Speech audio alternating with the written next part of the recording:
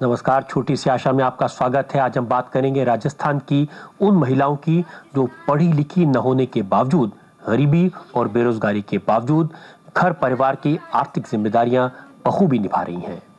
राजस्थान के ग्रामीण इलाकों की ये महिलाएं घूंघट की ओट से निकलकर उन सभी कामों को अंजाम दे रही हैं जिन पर अब तक सिर्फ पुरुषों का एकाधिकार माना जाता था। और ये सब संभव हुआ एक गैर सरकारी संस्था लुपिन की मदद से। भरतपुर से हमारे संवाददाता विवेक कुमार जैन की रिपोर्ट। खुशियों से दमकता चेहरा और पंचिंग मशीन की खटखट की आवाजें।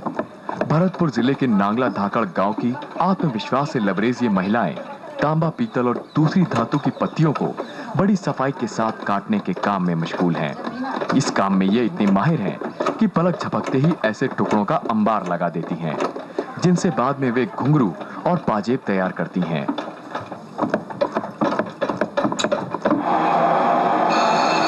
अब इस महिला को देखिए, ग्राइंडर पर इनके हाथों की बारीक उंगलियां किस खूबसूरती के साथ चलती हैं। इन्हें ना तेज रफ्तार ग्राइंडर के चक्कर से डर लगता है और ना ही अपने हाथ का हुनर दिखाने में।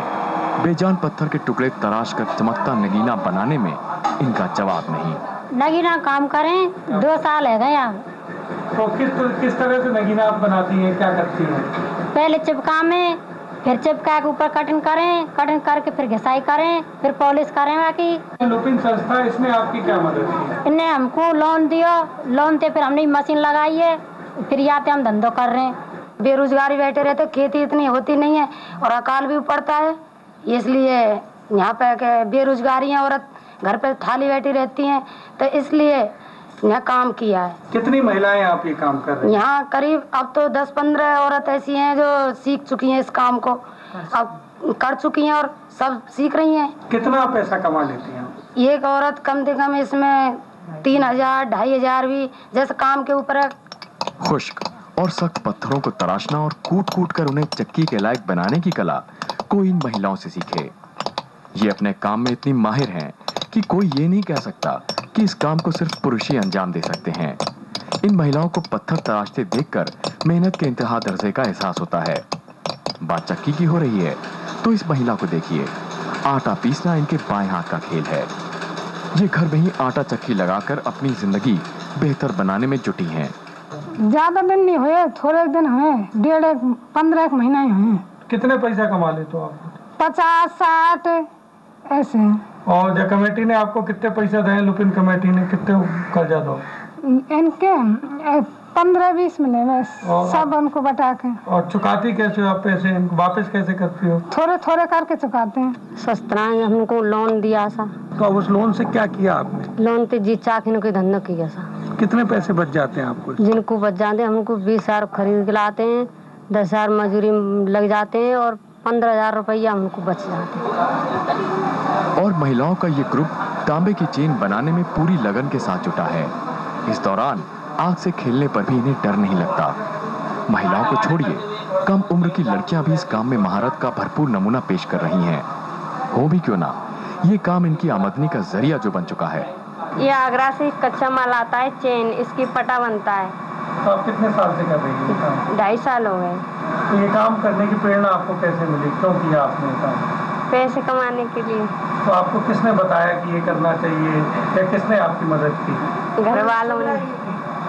लुपिन संस्था ने आपकी क्या मदद की? लोन दिया हमको, पैसे से हमने मशीन लगाई, मशीन लगा के फिर काम चालू किया। कितने पैसे कमा लेते? 50,000 कमा लिए। ये तो महज चंद मिसालें हैं, वरना भरतपुर के गांव में महिलाएं अब इसी तरह अपने पांव पर खड़ी होने की कोशिश कर रही हैं।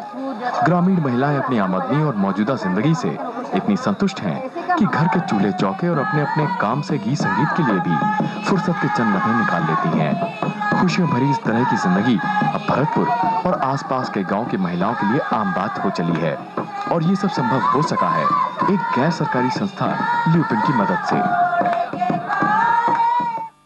आपने देखा भरतपुर की ग्रामीण महिलाओं ने किस तरह एक एनजीओ की मदद से खुशहाली और समृद्धि की मंजिल तय की। ये कैसे संभव हुआ, ये बताया इन लोगों के साथ काम करने वालों ने।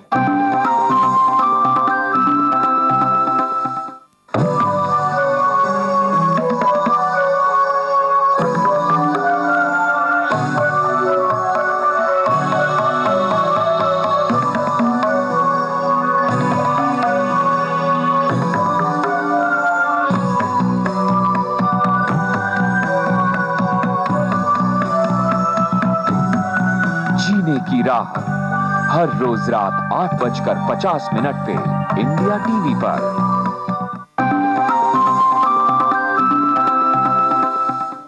Welcome back. छोटी सी आशा में आज हम बात कर रहे हैं राजस्थान के भरतपुर जिले की ग्रामीण महिलाओं में एक सेल्फ हेल्प ग्रुप की कोशिशों से आई तब्दीली की।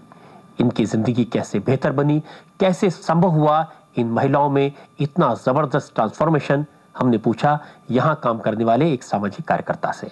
हमारे यहाँ लुपन के एक आदमी शुक्ला जी आए, इन्होंने कहा आपका गांव लुपन से जोड़ दिया जाए तो काफ़ी प्रोग्रेस और हो सकती है, यहाँ पे धंधे